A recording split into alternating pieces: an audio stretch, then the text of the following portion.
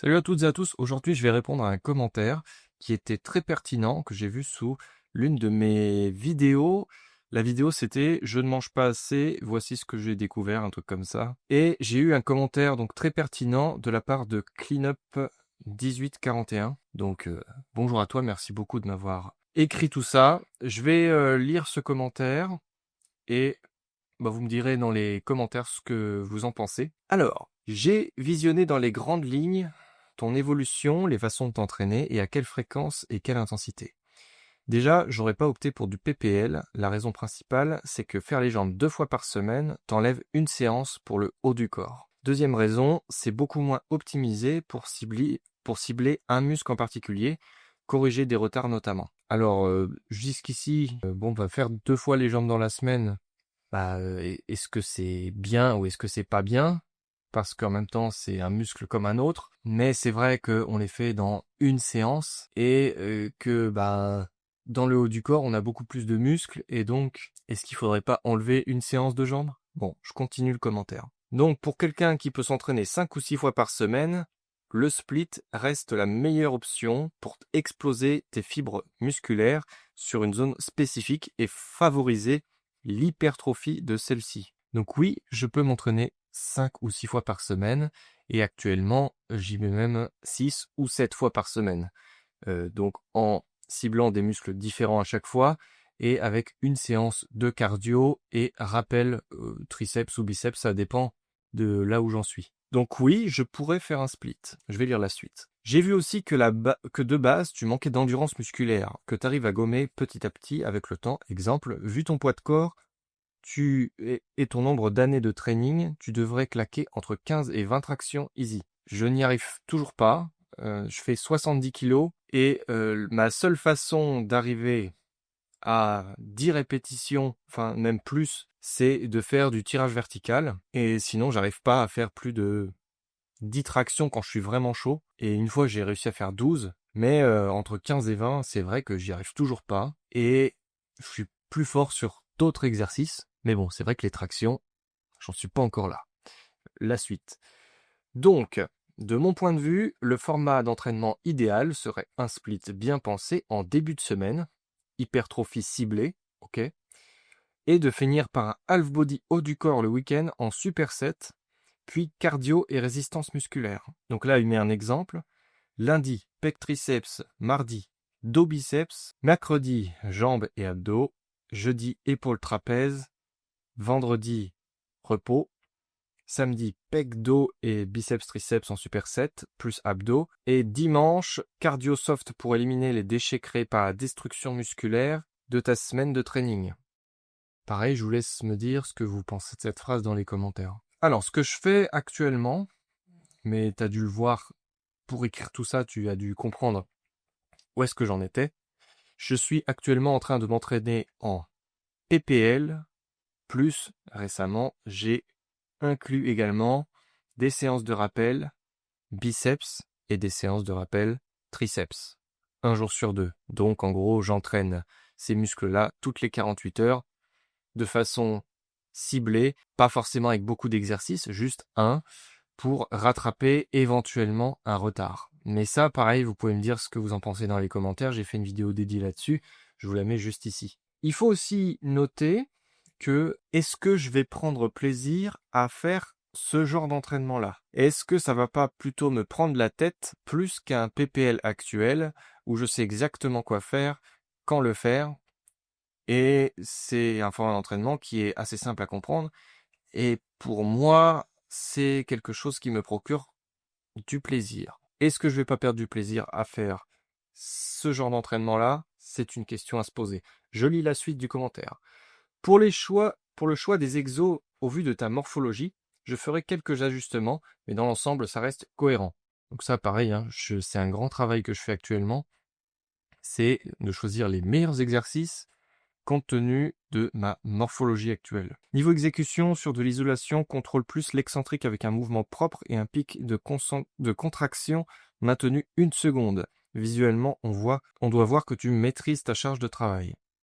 Alors ça, depuis que tu as écrit ce commentaire, sache-le, si tu regardes cette vidéo, j'ai pris en compte ce passage-là en particulier et j'essaye de faire attention à la phase excentrique et à rajouter un pic de contraction à la fin. C'est pas simple pour moi, mais j'ai ça en tête et la plupart du temps, j'essaye de le faire. Donc, merci pour ce conseil. Effectivement, j'ai des très bonnes sensations en faisant ça. Ensuite, pour les exos de base, mettre de l'intensité et une certaine vitesse comme tu fais, je suis assez d'accord tant que tu dégrades pas le mouvement en trichant, cambrer à outrance, décoller les fesses, etc. Et pour le half body en superset, 3 couples d'exo pec dos, 3 séries de séances en montant la charge petit à petit, en baissant le nombre de répétitions. Et sur la dernière série de chaque couple d'exo, une bulgare en baissant le poids de 30% jusqu'à l'échec. Exemple, couple numéro 1, DC halter traction.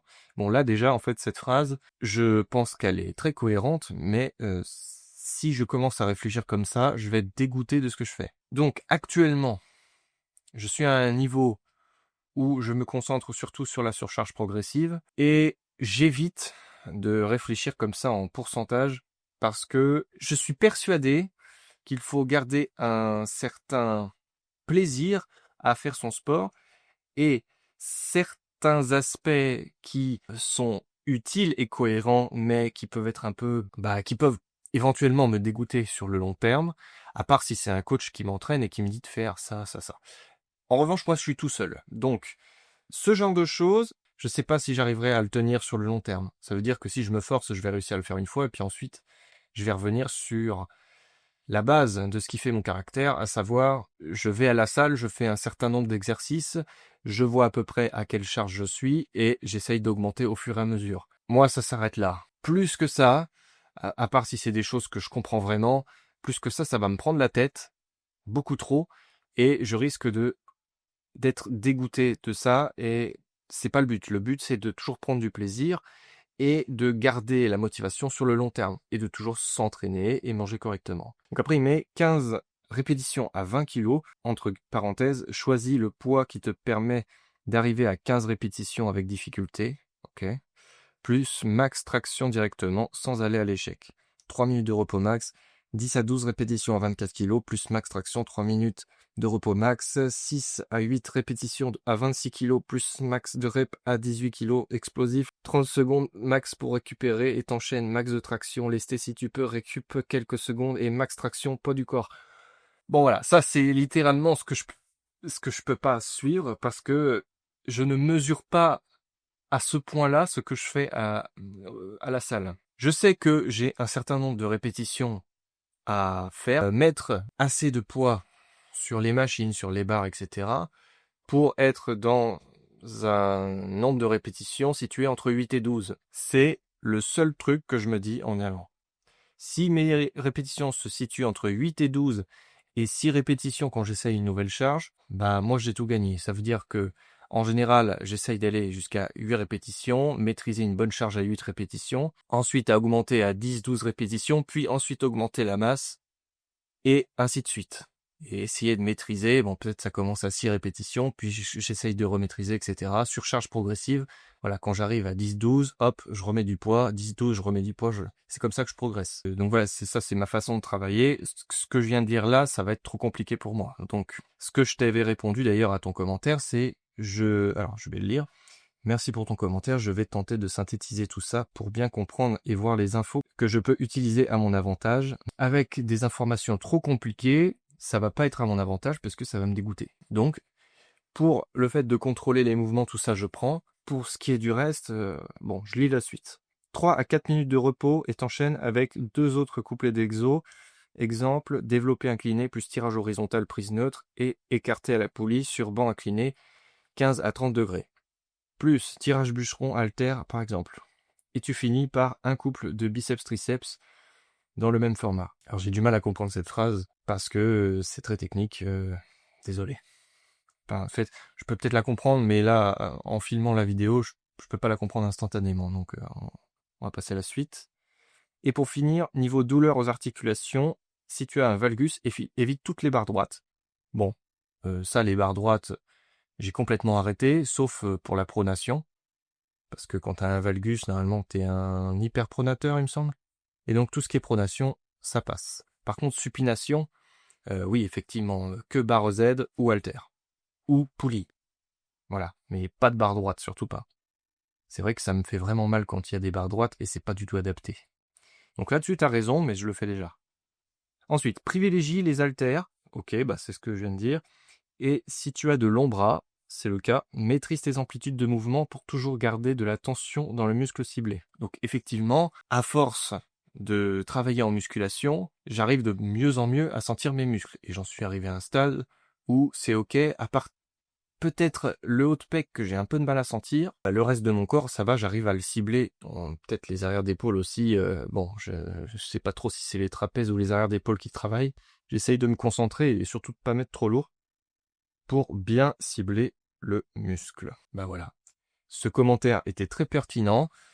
J'y ai répondu dans cette vidéo, ça fait du contenu et puis ça fait pas trop de montage hein, puisque c'est assez fluide de répondre en direct à un commentaire. Donc voilà, je vous remercie toutes et tous d'avoir visionné cette vidéo. N'hésitez pas à vous abonner si vous voulez consommer de la routine muscu. En général, je filme mes entraînements et puis un petit passage en voiture le matin parce que je fais toujours le même trajet pour aller à Fitness Park, ma salle de sport. Et voilà, c'est des vlogs quotidiens qui sortent tous les 2 jours. Je dis quotidien, mais voilà, c'est un rythme de publication qui me correspond mieux. Et donc, tous les 2 jours, vous avez une vidéo, soit un facecam comme ça, comme il y a, je sais pas, 10% de facecam, on va dire. Le reste du temps, ce sont des vlogs. Je parle le matin, dans la voiture, je parle. Ensuite, je m'entraîne, je filme. Et ensuite je reparle. La phase où je reparle après, je la mets pendant l'entraînement en picture in picture, ça veut dire je mets directement ma tête sur l'entraînement. Voilà, je vous laisse aller voir mes autres vidéos. Il y a une playlist dans la description qui regroupe tous mes vlogs muscu, donc vous pouvez aller la voir. Et voilà. Merci à toutes et à tous d'avoir visionné cette vidéo. Et comme d'habitude, mettez un pouce bleu avant de partir. Pardon, et à bientôt.